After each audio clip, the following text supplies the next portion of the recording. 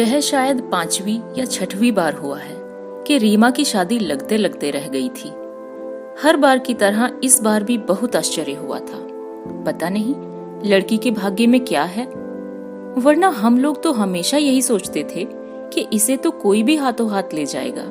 सुंदर है, स्मार्ट है, फर्स्ट क्लास एमकॉम है, बैंक में नौकरी है। मतलब ये कि आजकल के लड़के जो कुछ चाहते हैं वो सब कुछ उसके पास है। फिर पता नहीं बात कहाँ अटक जाती है। इस बार भैया का जो पत्र आया है बिल्कुल रुआंसा है। सीमा, मैं तो तंग आ गया हूँ। तुम यकीन नहीं करोगी कि इस चक्कर में कितना रुपया, कितनी छुट्टियां बर्बाद कर चुका हूँ। फिर भी बात नहीं बनती। उधर अम्मा सोचती हैं कि मैं हाथ पर हाथ धरे बैठा हूँ। तुम ही बताओ मैं क्या करूँ। इस बार तो पूरी आशा थी, पक्का विश्वास था। उन्होंने कुंडली मंगवाई थी, वह 16 आने मिल गई। फिर माँ बाप जाकर रीमा को देख आए। उन्हें पसंद आ गई तो लड़के ने भी ग्रीन सिग्नल दे दिया। लड़का अपनी दोनों बहनों के साथ उसे देखने गया। उस परेड में भी वो पास हो गई। फिर उन्होंने मुझे एक लंबी चौड़ी लिस्ट थमा दी और अपनी हैसियत की परवाह ना करते हुए मैंने उस पर भी हामी भर ली। सोचा कि अब 28 की हो चली है रीमा, और कितने दिन इंतजार करेंगे। एक बार शादी हो जाए फिर कर्ज भुगतते रहेंगे। पर कल अचानक उनका खेद भरा पत्र आ गया है। फोटो भी उन्होंने लौटा दी है। मेरी तो कुछ समझ में ही नहीं आ रहा है। अम्मा तो यही समझेंगी कि मैंने लेन देन के मामले में हाथ खींच लिया है। सच, मैं तो तुम दोनों की शादी करते करते हांफ गया हूं। पता नहीं बेटियों तक मुझ में कुछ एनर्जी रहेगी भी कि नहीं। यह आखिरी वाक्य बहुत चुभने वाला था। माना कि मेरा रंग जरा दबा हुआ है, मेरे लिए काफी मशक्कत करनी पड़ी, पर मेरी शादी इतनी लंबी नहीं खींची थी। 22 के होते होते तो मेरे हाथ पीले हो गए थे। यह बात और है कि मेरी 16 में पैर रखते ही अम्मा ने हाय तौबा मचानी शुरू कर दी थी। उन 4 वर्षों में मैंने इतने नकार झेले थे कि मैं आजिज आ गई थी। फिर पहली बार जिसने हाँ कहा मैंने उसी को वरमाला पहना दी। मजबूरियां कभी कभी कैसी गलती करवा देती हैं। मेरी शादी तय होने तक तो भैया भी इतने कचुआ गए थे कि उनका वश चलता तो दोनों को ही निपटा देते। पर रीमा तब बहुत छोटी थी। उसमें और मुझ में 8 साल का अंतर था। हम दोनों के बीच 2 भाई थे जो 2-3 साल के होकर चल बसे थे। अम्मा उनके लिए हमेशा रोती रहती थी। यमराज को कोसती कि हीरे जैसे बेटों को उठा लिया और इन करम जलियों को छाती पर मूंग तलने के लिए छोड़ गया। वे दोनों होते तो भाई के साथ कंधे से कंधा मिलाकर खड़े होते। ये महामारियां तो घर ढोकर ले जाएंगी। अब अम्मा से ये कौन पूछे कि घर में है ही क्या जो कोई ढोकर ले जाएगा। मैं तो अब तक सास के और उनके बेटे के ताने सुन रही हूँ। शाम को इनके घर लौटने से पहले ही मैंने भैया का पत्र छिपा कर रख दिया। बाकी पत्र तो ठीक था, पर अंत में हम दोनों की शादी को लेकर जो टिप्पणी थी वह खतरनाक थी। इन्हें तो मजा आ जाता। वैसे भी तो हमेशा सुनाते ही रहते हैं कि किस्मत समझो कि मैं बेवकूफ झांसे में आ गया, नहीं तो अब तक बैठी किस्मत को रोती रहती। सुनकर कभी कभी इतना ताव आता है। आपकी बाबूगिरी पर, सीकिया दे यष्टि पर कोई अप्सरा नहीं रीझी, तभी तो हमारे लिए राजी हुए थे। कोई एहसान नहीं किया था। पर पत्नियां कहाँ ये सब कह पाती हैं। घर में आग नहीं लग जाएगी। उस दिन मैंने दूसरा ही रुख अपनाया। सुनिए, वो आपकी कुलीग है ना, अंबिका शरण, उनकी मिसेज कह रही थी कि उनका भाई अब शादी के लिए राजी हो गया है। मतलब ये कि बहनों की वजह से जो अब तक कुंवारा बैठा हुआ था वो अब निबट गई है तो शादी कर रहा है। 32 साल का है, सेल्स टैक्स में इंस्पेक्टर है। तो क्या रीमा के लिए बात कर लें? वे अपनी कजी आंखों को बारीक करके मुझे घूरने लगे। ऐसे क्या देख रहे हैं? क्या हम लोगों का कोई फर्ज नहीं बनता? अकेले भैया ही हलकान होते रहेंगे? प्लीज आप बात कीजिए ना। वो एकदम फट पड़े। उस पटाखा लड़की के लिए बात करने जाऊंगा? इम्पॉसिबल। दूसरों के घर में महाभारत करवाने का पाप मैं अपने सिर कभी नहीं लूंगा। कैसी बातें करते हैं, बस जो मुंह में आया कह देते हैं। रीमा पटाखा कैसे हो गई? वो कौन सा महाभारत करवाती है? आज तक किसी से उसकी लड़ाई नहीं हुई। घर परिवार में, गली मोहल्ले में, दफ्तर में सभी तो उसकी तारीफ करते हैं। अगर इतनी ही अच्छी है आपकी बहन, तो अभी तक एक अदद दूल्हा क्यों नहीं जुटा पाई? बेचारे भैया को क्यों परेशान किया जा रहा है? इतनी बड़ी लड़कियों को तो खुद घर वर ढूंढ लेना चाहिए। घर वालों को इस तरह बेजार करना क्यों? अरे उन्हें थोड़ा आराम करने दो। 4-5 साल बाद उन्हें फिर चीनू मीनू के लिए जूते चटखाने हैं। अलग ढंग से ही सही, ठीक यही बात भैया ने अपने पत्र में लिखी है। क्या सचमुच बहनें भाई पर इस कदर भार होती हैं? मुझे तो रोना ही आ गया। इनसे कहा, देखिए कुछ करना नहीं है तो मत कीजिए, पर उल्टा सीधा मत बोलिए। वे लड़कियां अलग होती हैं जो अपने आप शादी कर लेती हैं। मेरी बहन वैसी नहीं है। तुम्हारी बहन कैसी है ये मैं खूब जानता हूं। अब ज्यादा मुंह मत खुलवाओ। क्या मतलब? लेकिन मतलब समझाने के लिए वो घर में रुके ही नहीं। चप्पल पहनकर सीधे हवाखोरी को निकल गए। जब तब मेरे पीहर वालों पर फप्तियां कसना ये उनका प्रिय शगल है। हर बार खून का घूंट पीकर रह जाती हूं मैं। लड़ने की शक्ति होती तो मैं भी इनके घर वालों को 100 विशेषण दे सकती थी, पर वहीं तो मात खा जाती हूँ। उसी घड़ी को कोस कर रह जाती हूँ जब मैंने इस रिश्ते के लिए हाँ की थी। मैं और मेरा पूरा परिवार इनके लिए मजाक के पात्र हैं। मुझे तो दर्जनों नाम दे रखे हैं। कभी बच्चों का भी लिहाज नहीं करते। रीमा का कभी नाम नहीं लेंगे, हीरोइन कहेंगे या मिस इंडिया। अम्मा को ललिता पवार कहते हैं। उनकी नजरों में भैया तो एकदम लल्लू प्रसाद है। भाभी को इंदिरा गांधी का खिताब मिला हुआ है। कहते हैं तुम्हारे घर में वही तो एक मर्द है। ये बात वाकई सच है। एक भाभी ही तो है जो इन्हें ठिकाने लगाती हैं, इनकी जबान को लगाम देती हैं, और किसी को तो ये घास नहीं डालते। उस दिन भाभी का पत्र आया था, 22 जुलाई को रेणु जी की शादी है, आप जरूर आइएगा। मैं तो हैरान रह गई। रेणु मेरी चचेरी बहन है। उसकी शादी होगी तो इंदौर में होगी। उसके लिए भाभी शहडोल से निमंत्रण क्यों भेज रही हैं? कहीं ऐसा तो नहीं कि शादी शहडोल से ही हो रही हो? पर पत्र में तो इसका कहीं उल्लेख नहीं है। बड़ा संक्षिप्त सा पत्र है। मैं तो केवल हैरान होकर रह गई थी। इन्होंने तो बवाल मचा दिया। तुम्हारे चाचा जी ने तुम्हारे भाई को क्या मुख्तारनामा लिख दिया है? दे भी सकते हैं, भैया परिवार के बड़े लड़के हैं। तो वे खुद पत्र लिखते ना। श्रीमती जी को कष्ट क्यों दिया? उन्होंने भी क्या पत्र लिखा है? वाह, पत्र आपके नाम है और लिखा है आप आइए, मतलब और किसी को आने की जरूरत नहीं है। अरे कोई बेगैरत ही होगा जो ऐसे निमंत्रण पर जाएगा। अच्छा हुआ जो दूसरे ही दिन चाचा जी का अनुरोध भरा पत्र आ गया। बड़े ही परंपरागत ढंग से लिखा गया था कि अवश्य पधारें। मनुहार की गई थी कि सीमा और बच्चों को भी साथ लाएं। अब तो खुश। वह बस मुस्कुरा दिए। ज्यादा खुशी का इजहार करते तो उनकी शान में कमी ना आ जाती। अब तो चलेंगे ना? नहीं भाई, छुट्टी कहाँ है?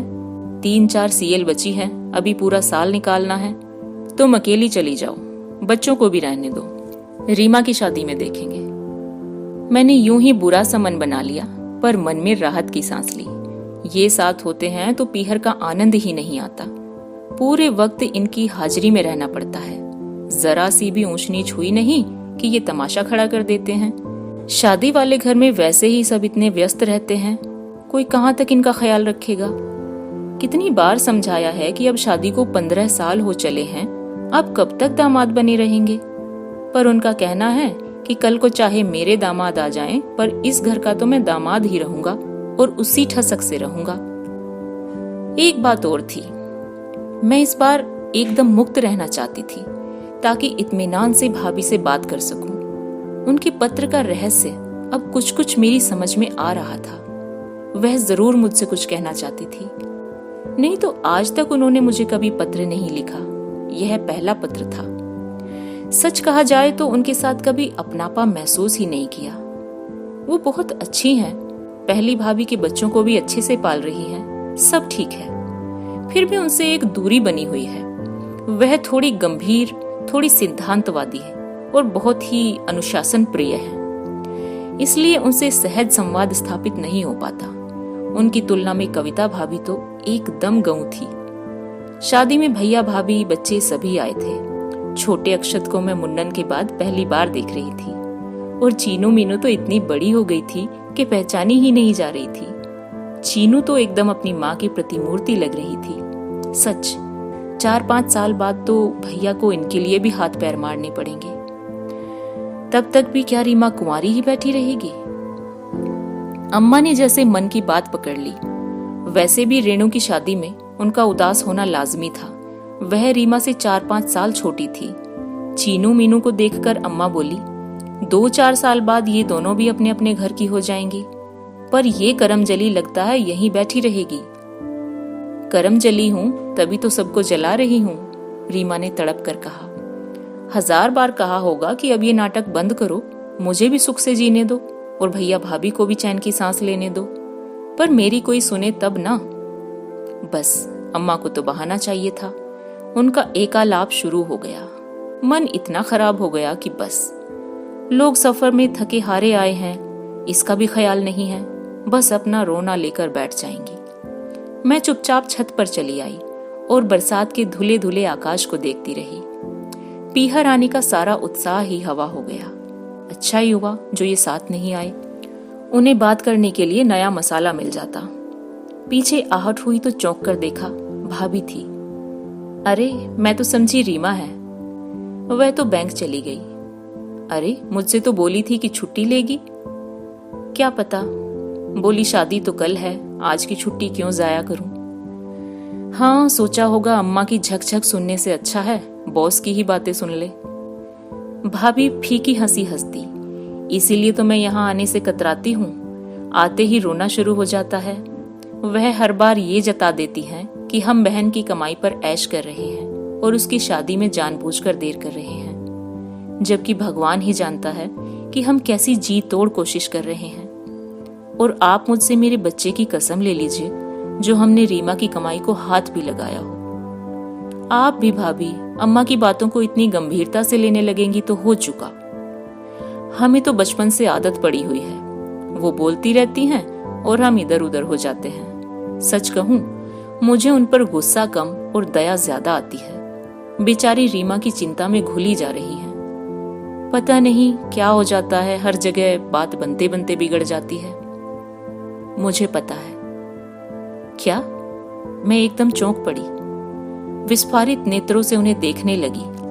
हाँ, मुझे पता है, पर पहले आप यह बताइए कि यह कपिल कौन है? कपिल? हाँ, यह वही व्यक्ति है जो रीमा की शादी को रोक देता है। यह आप क्या कह रही हैं भाभी? सुनिए, इस बार जहां बात चल रही थी वे लोग मेरे बहुत आत्मीय हैं, इसलिए मुझे पूरी उम्मीद थी और बात भी करीब करीब पक्की हो गई थी। फिर अचानक उनका रिफ्यूजल आ गया। ये तो हमेशा की तरह मुंह लटका कर बैठ गए। मैंने कहा, हमें जवाब तलब करना चाहिए, ये कोई इंसानियत है? तो आपके भाई बोले, हम लड़की वाले हैं, हमें दबकर रहना चाहिए। मुझे तो एकदम ताम आ गया। अरे अब शादी ही टूट गई तो क्या लड़की वाले और क्या लड़के वाले। मैं तो इनको बिना बताए वहां चली गई और उन लोगों को खूब लताड़ा। तो जानती है क्या हुआ? उल्टे उन्होंने मुझे फटकार लगाई कि आप हमारे लड़के को फंसा रही थी, लड़की का कहीं अफेयर चल रहा है और आप जबरदस्ती उसका रिश्ता हमारे यहाँ कर रही थी। कम से कम आपसे तो यह उम्मीद न थी। फिर उन्होंने इस कपिल के बारे में बताया। उसके बाद मैंने इनसे छिपकर और 2 जगह बातें की। ये लोग भी अचानक इसी तरह से मुकर गए थे। वहां भी पता चला कि कपिल नाम का ये लड़का कभी फोन से कभी पत्र से रीमा के साथ अपने अफेयर की सूचना देता है।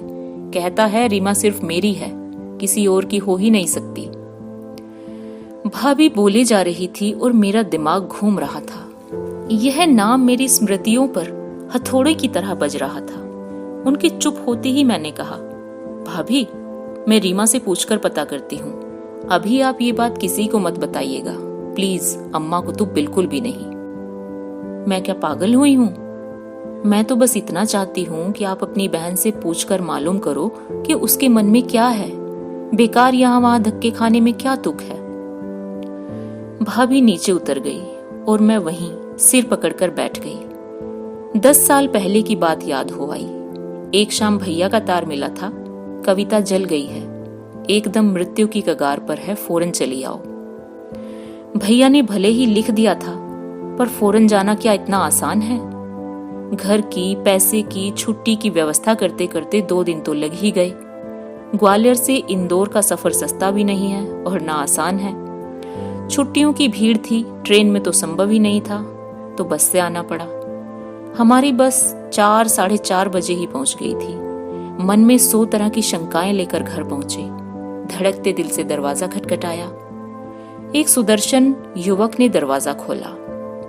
कुछ देर तक हम दोनों एक दूसरे को ताकते रहे, फिर वह बोला, आप सीमा दीदी है ना? भीतर आइए ना। भीतर हम लोगों ने इधर उधर देखा, सन्नाटा था। और लोग कहाँ हैं? अम्मा जी और जीजा जी अस्पताल में हैं, रीमा भीतर बच्चों के पास है। तब तक शायद हम लोगों की बातचीत सुनकर रीमा उठ गई थी। मुझे देखते ही लिपट लिपट कर रोने लगी। किसी तरह रुकने का नाम ही ना ले। वह लड़का भी मुंह फेर कर आंसू पोंछता रहा, फिर भर्राए कंठ से बोला, रीमा अब चुप करो, मेहमानों को चाय वगैरह दो, थर्मस में भी डाल देना, अम्मा जी को देता आऊंगा।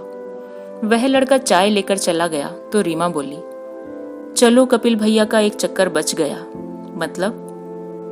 मतलब रोज वह 5 बजे भैया को लेने जाते हैं, फिर 7 बजे अम्मा जी की चाय लेकर जाते हैं, तो इकट्ठा 7 बजे जाया करे ना।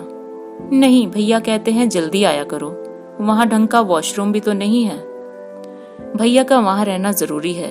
एक दिन कपिल भैया चले गए थे तो आधी रात को आना पड़ा। भाभी की तबीयत एकदम खराब हो गई थी। और अम्मा, वो कब आती हैं? वह तो 10 के बाद डॉक्टर का राउंड होने पर ही आ पाती हैं। फिर 2 घंटे के लिए मैं चली जाती हूँ। 12 बजे से चाची आ जाती हैं। शाम को अम्मा फिर पहुंच जाती हैं। अस्पताल की वजह से अम्मा ने रात का खाना ही छोड़ दिया है। रीमा दोबारा सोने चली गई तो ये मुझसे बोले, तुम्हारी माँ एकदम जाहिल है और भाई वो तो एकदम बॉडम है। क्या हुआ? अरे जवान जहान लड़की को उस छोकरे के साथ अकेला छोड़ देते हैं, कल को कुछ ऊंच नीच हो गई तो? अब चुप भी कीजिए, ये कोई वक्त है ऐसी बातें सोचने का। तब तक भैया लौट आए थे। हाथ मुंह धोकर सीधे बिस्तर पर पड़ गए। बोले, सीमा माफ करना, रात भर का जागा हूँ, रात भर बेंच पर बैठा रहता हूँ। लोग बाग बरामदे में चादर डालकर सो जाते हैं, पर इतनी गंदगी, इतने मच्छर हैं कि क्या बताएं। अम्मा का भीतर पता नहीं क्या हाल होता होगा। अदल बदल कर भेजा करो ना, एक आध दिन रीमा चली जाएगी। ना बाबा, वो जगह क्या लड़कियों को भेजने लायक है? हाँ, तुम चाहो तो आज रात रह जाना, अम्मा को आराम मिल जाएगा। मुझे इतना ताव आया, रीमा लड़की है और मैं क्या बूढ़ी हूँ? लेकिन रीमा ने अम्मा की जगह नहीं, अपनी जगह मेरी ड्यूटी लगा दी। बोली, कल मेरा पेपर है दीदी, सोचा था 8 दिन का गैप है, यह सब्जेक्ट बाद में पढ़ लूंगी, पर इन 8 दिनों में किताब खोलकर भी नहीं देखी है। आज थोड़ा सा देख लूंगी। सोनू को उसी के जिम्मे छोड़कर मैं चली गई थी। बाप रे, आज भी उस वार्ड की याद करती हूँ तो उबकाई आती है। भैया ने कहा था खाना खाकर जाना, नहीं तो घर लौटकर खा नहीं पाओगी, पर मुझे तो लग रहा था मेरा सब खाया पिया बाहर आ जाएगा। और भाभी, उन्हें देखकर तो रोंगटे खड़े हो गए थे। वह कैसे जीवित थी, यही आश्चर्य था। वहां एक बुजुर्गवार महिला कह भी रही थी, बेचारी के प्राण बच्चों में अटके हैं, नहीं तो इतनी यातना के बाद क्या कोई जीवित रह पाता है। दूसरे दिन रीमा का पेपर था, 3 से 6 तक। कपिल 2 बजे मुझे अस्पताल से घर छोड़ गया, फिर रीमा को लेकर कॉलेज चला गया। शाम को मुझसे बोला, दीदी इन लड़कियों को जरा तैयार कर दीजिए, घुमा लाऊंगा। घूमने के नाम से दोनों हुलस पड़ी। अपनी नई नकोर फ्रॉकें उठाकर लाई। कुछ दूसरा ले आओ बेटा, अब इस समय ये चमकीले कपड़े पहनना अच्छा नहीं लगेगा। पहना दीजिए दीदी, मृत्यु की विभीषिका से उन्हें कल तो 2-4 होना ही है, उनका आज क्यों खराब करें। बेचारी वैसे ही परेशान है कि उनकी मम्मी एकाएक कहाँ गायब हो गई। और कोई बीमारी होती तो मैं अस्पताल जाकर मिलवा लाता, पर सोचता हूँ उनके मन में माँ की जो तस्वीर है वही कायम रहे तो अच्छा है। उन लोगों को लौटने में कोई 6:30 बज गए। अम्मा तैयार होकर इंतजार कर रही थी। बड़ी देर कर दी बेटा, उन्होंने छूटते ही कहा। अम्मा जी, रीमा को भी तो लेना था ना, 6 बजे तो उसका पेपर छूटता है। मीनू आते ही अम्मा से झूल गई, दादी, हमने है ना वहां शरबत पिया था। वाह गुरु, बड़े मजे कर रहे हो। हम लोगों ने पीछे चौंक कर देखा तो ये बरामदे में खड़े कुटिलता से मुस्कुरा रहे थे। रीमा का चेहरा लाल हो गया और वह सिर झुकाकर भीतर चली गई। कपिल का चेहरा उत्तेजना से तमतमा आया। उसने बड़ी मुश्किल से अपने ऊपर काबू किया होगा, क्योंकि जब वह बोल रहा था उसकी आवाज बड़ी सधी हुई थी। जीजा जी, इस समय मजे की बात तो आप ही सोच सकते हैं, क्योंकि जो अस्पताल में पड़ी आखिरी सांसें गिन रही है वो आपकी कोई नहीं है, पर मेरी तो वो सगी बहन है। फिर भी कोल्ड ड्रिंक पीना तो याद रहा है ना? जी हाँ, वो इसलिए कि जो लड़की घर भर के कपड़े, बर्तन और खाना निपटाकर परीक्षा देने गई थी, उसे जाते हुए एक कप चाय भी नसीब नहीं हुई थी। प्यास से उसका गला खटक रहा था, इसीलिए ये गुनाह मुझे करना पड़ा। माफी चाहता हूँ। चलिए अम्मा जी, देर हो रही है। उन लोगों के जाते ही ये मुझ पर बरस पड़े। वह बित्ते भर का छोकरा मेरे मुंह पर इतनी बातें कह गया और तुम्हारी अम्मा बैठी सुनती रही? ये कोई तरीका है? आपसे भी तो चुप नहीं रहा जाता। भला इस समय उलझने की क्या जरूरत थी? उनकी लड़की है, उसका भला बुरा वो जाने, आपको क्या पड़ी है? इनको तो किसी तरह चुप करा दिया, पर दूसरे ही दिन मैंने अम्मा से शिकायत की। इस लड़के को इतना बढ़ावा दे रहे हो तुम लोग, सब पर ऐसे रोब झाड़ता है जैसे यहाँ का करता धरता वही हो। इस समय तो लल्ली सचमुच यही बात है। वही घर चला रहा है, वही दवा दारू का खर्च उठा रहा है। तेरे भाई के हाथों में तो फूटी पाई नहीं है। खर्च कर रहा है तो अपनी बहन के लिए कर रहा है, हम पर कौन सा एहसान कर रहा है? उसकी बहन तुम्हारी भी तो कुछ लगती है, तुम तो कुछ नहीं लाई, बस हाथ हिलाती चली आई। मुझे तो एकदम रोना आ गया। अम्मा को क्या मालूम कि महीने के आखिरी सप्ताह में 2 लोगों का किराया भी कितनी मुश्किल से जुटाया गया था। मैंने तुनक कर कहा, मुझे किसी धन्ना सेठ को ब्याया था तुमने, जो नोटों की गड्डियां साथ लेकर आती। देख बिटिया, अम्मा ने पुचकारते हुए कहा, धन्ना सेठ तो यहाँ कोई नहीं है, न तुम, न हम, न वे लोग। बस समझ की बात होती है। उसके बड़े भैया और भाभी भी आए थे और झांक कर चले गए, कानी कौड़ी तक खर्च नहीं की। माँ तो बेचारी खटिया पर पड़ी है। यही लड़का है जो खबर लगते ही भागा चला आया था और तब से लगा ही हुआ है। दवा दारू तो कर ही रहा है, 25-50 का रोज पेट्रोल भी डलवाता है। शायद इसीलिए भैया ने स्कूटर सौंप रखा है, ताकि अपने आप भरता रहे। इसके बाद सारे माहौल से ही मुझे वितृष्णा हो गई। खाना भी खाती तो लगता है किसी से भीख ले रही हूँ। अच्छा ही हुआ जो भाभी ने ज्यादा प्रतीक्षा नहीं करवाई। उसी शाम उन्होंने आंखें मूंद ली। अम्मा कोई 6 महीने तक इंतजार करती रही कि वे लोग दोबारा रिश्ता लेकर आएंगे। भाभी 4 बहनों में सबसे बड़ी थी। तीसरी की शादी हो चुकी थी, चौथी अभी पढ़ रही थी, नंबर 2 अभी कुंवारी थी। उसके पैरों में खोट था और वह लचक कर चलती थी। अम्मा ने मन को समझा लिया था कि दुहाजू बेटे के लिए इतनी खोट बर्दाश्त की जा सकती है।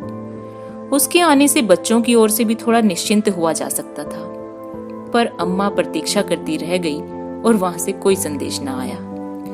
हार कर अम्मा ने पहल की तो उन्होंने टका सा जवाब दे दिया।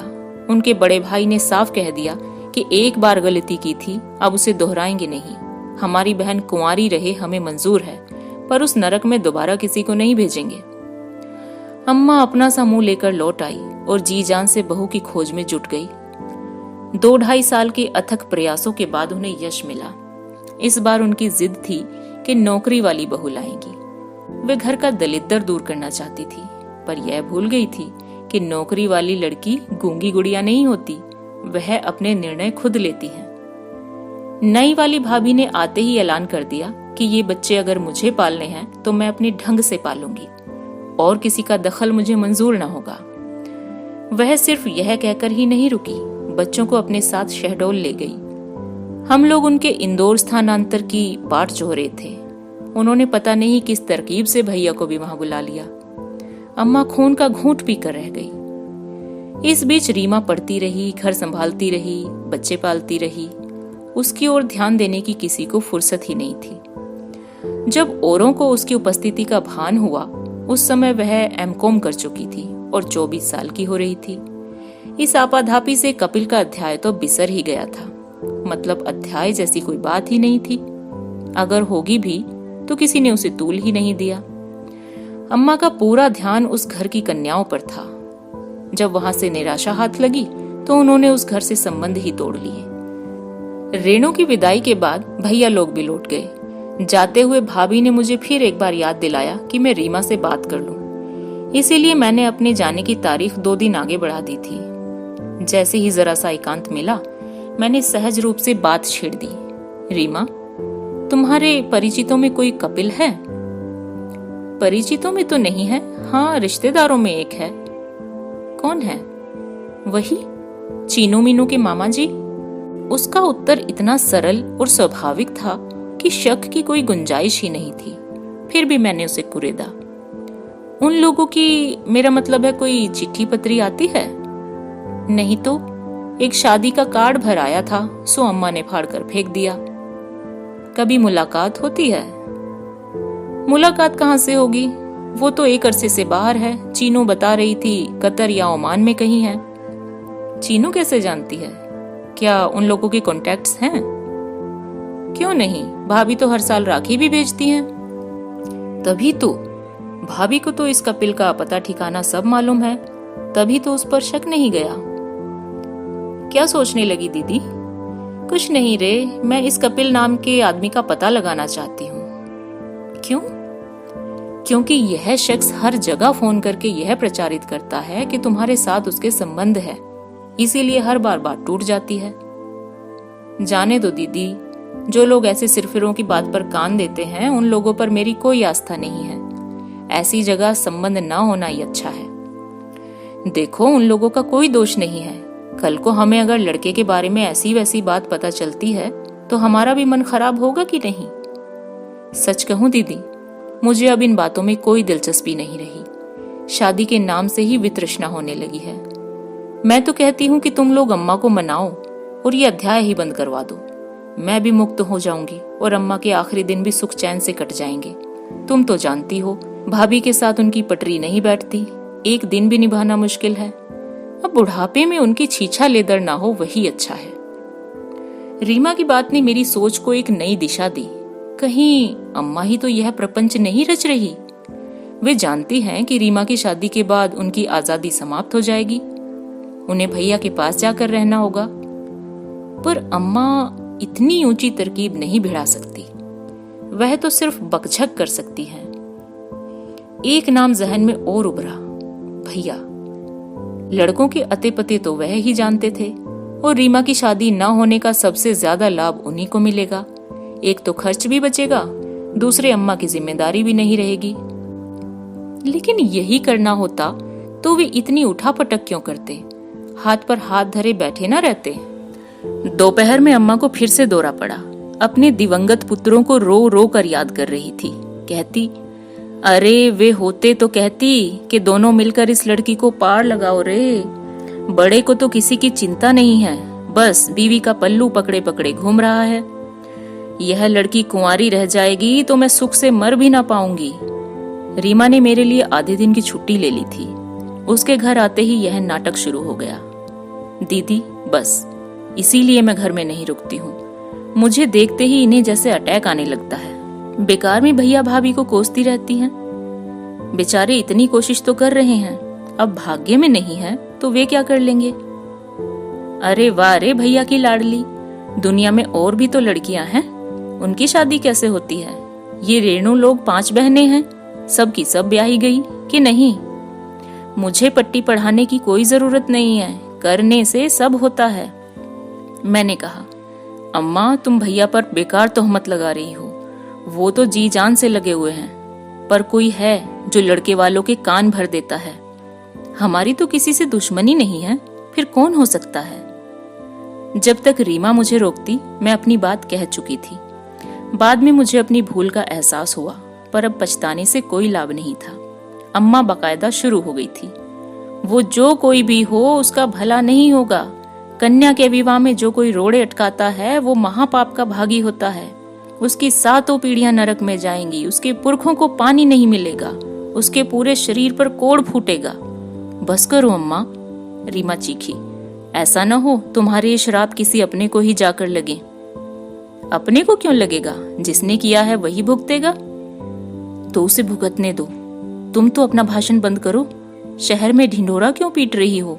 जितना बदनाम उसने नहीं किया होगा तुम मुझे कर दोगी। बड़ी मिन्नतों से मुश्किलों से अम्मा चुप हुई। शाम को हमने उन्हें ठेल ठाल कर चाचा जी के यहाँ भेज दिया। थोड़ी देर चाची के पास बैठाना, उनका मन बहल जाएगा। बेचारी रेणु की वजह से उदास होंगी। मैंने शंकित स्वर में पूछा, वहां जाकर कुछ बकझक तो नहीं करेंगी ना? अरे नहीं, बाहर तो अपनी नाक ऊंची रखती हैं। किसी को थोड़े ही बताती हैं कि मेरी शादी नहीं लग रही। लोग तो यही जानते हैं कि मुझे कोई लड़का पसंद नहीं आ रहा। और तो और चाची के यहाँ तो भाभी का भी गुणगान करती हैं। बड़ी कूटनीतिज्ञ हैं। राजनीति में होती तो पता नहीं कहाँ तक पहुँचती। राजनीति में होती तो अच्छा होता ना, कम से कम सारी जनता मिलकर उन्हें झेलती। अब तो अकेले हम ही को झेलना पड़ता है। मैंने कहा, अकेले मुझे झेलना पड़ता है दीदी। तुम लोग तो अपनी अपनी गृहस्थी में मस्त हो। वाह क्या मस्ती है, मैंने मन ही मन सोचा। फिर कहा, हमने अम्मा को बोलने नहीं दिया, वो बात अलग है, पर उनका गुस्सा जायज है। खून तो मेरा भी खोल रहा है। मैं अम्मा की तरह गालियां नहीं निकाल सकती, पर लगता है कि वह आदमी सामने मिल जाए तो उसका मुंह नोच लूं, आंखें निकाल लूं उसकी। रीमा हंस दी। इसमें हंसने की क्या बात है? मैंने गुस्सा कर पूछा। तुम्हारा जोश देखकर हंसी आ गई। इतना उछलो मत दीदी, वह आदमी सामने आ भी जाएगा तो तुम कुछ नहीं कर पाओगी। क्यों? वह फिर हंस दी। क्या तुम उसे जानती हो? मैंने शंकित स्वर में पूछा। हाँ जानती हूं। नाम बताओ। मैं तो बता दूंगी, पर तुम वह नाम ले नहीं पाओगी। पल भर को मेरा खून जैसे जम गया। धड़कते दिल से मैंने पूछा, तुम्हारा मतलब? हाँ, मेरा मतलब वही है जो तुम समझ रही हो। तुम्हें बताना नहीं चाहती थी दीदी, पर तुम्हारा जोश देखकर रहा नहीं गया।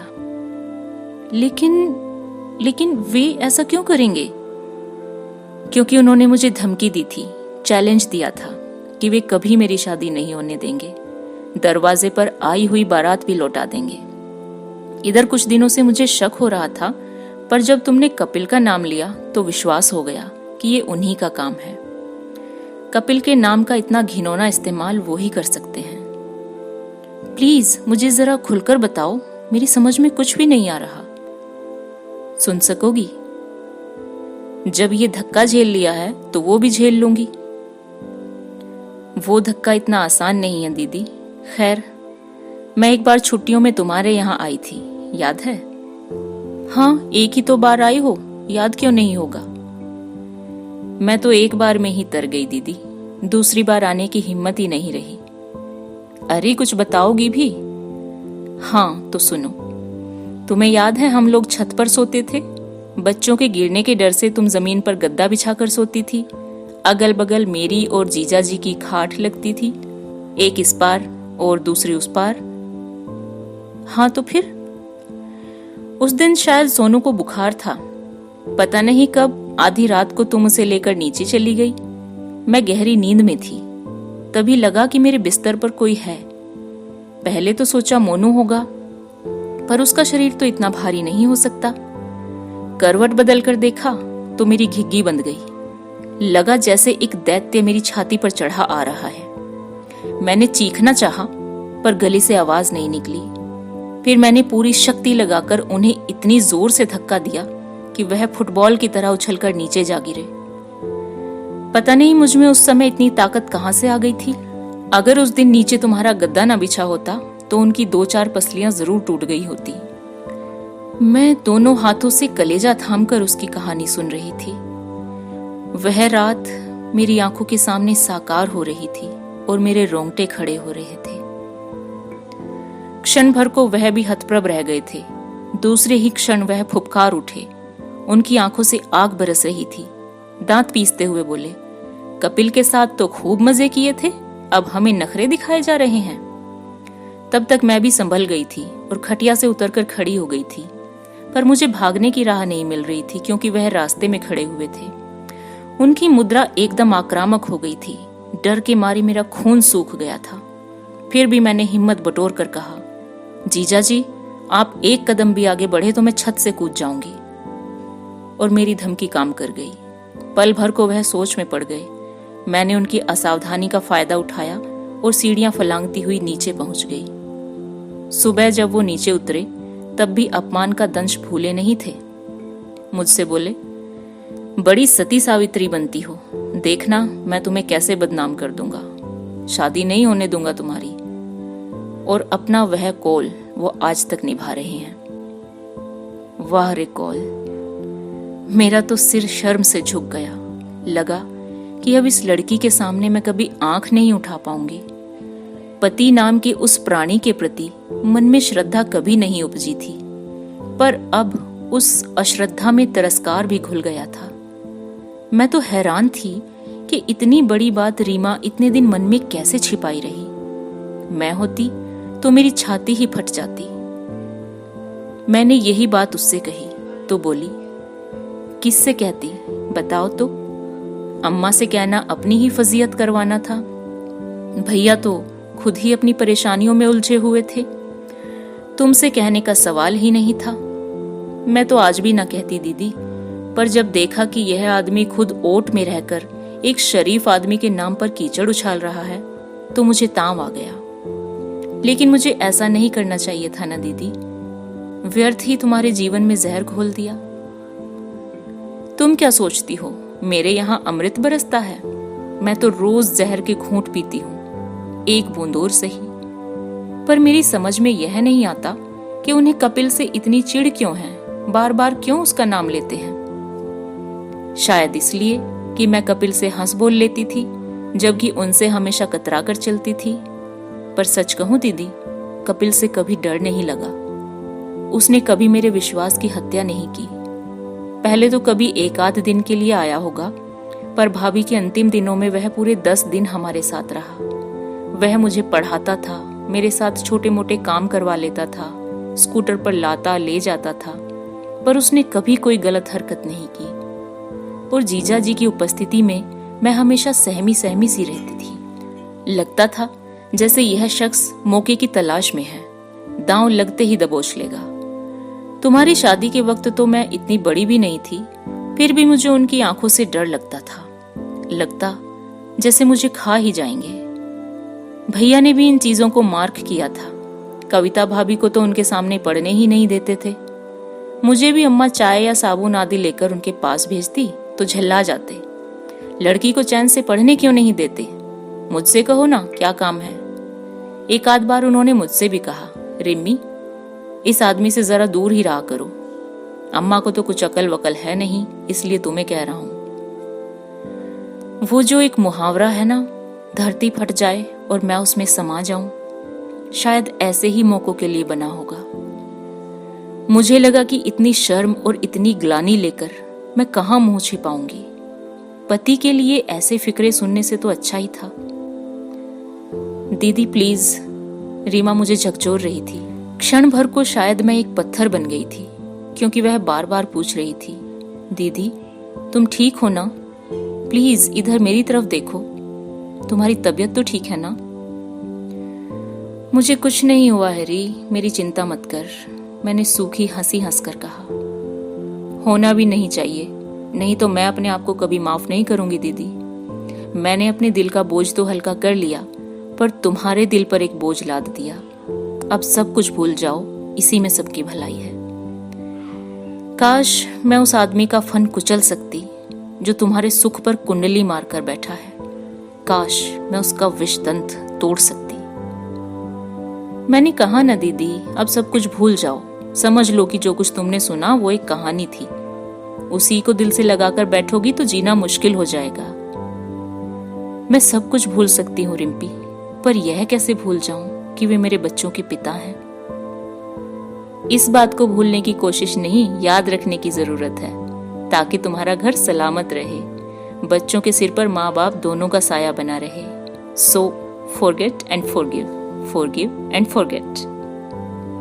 तुमने मेरी बात को ठीक से समझा नहीं है रीमा।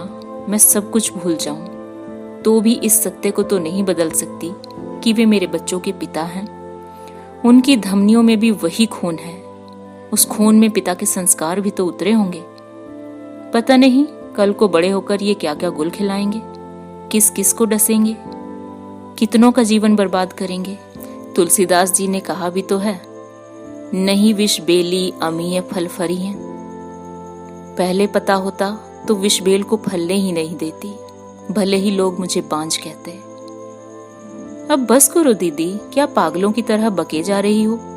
माँ होकर बच्चों को कोस रही हो। फिर अम्मा में और तुम में क्या फर्क है? और तुम्हारे बच्चों की शिराओं में क्या सिर्फ पिता का रक्त है? तुम्हारा कोई अंश नहीं है? तुमने उन्हें दूध नहीं पिलाया? फिर तुम्हारे संस्कार कहाँ जाएंगे? यह भी तो हो सकता है कि तुम्हारे बच्चे कल किसी के लिए अमृत घट साबित हों। ईश्वर करे ऐसा ही हो, मैंने कहा और निढाल होकर सोफे पर लुढ़क गई। औरत तो रात ही होती है जो सुबह की प्रतीक्षा में अंधेरे को पीती रहती है।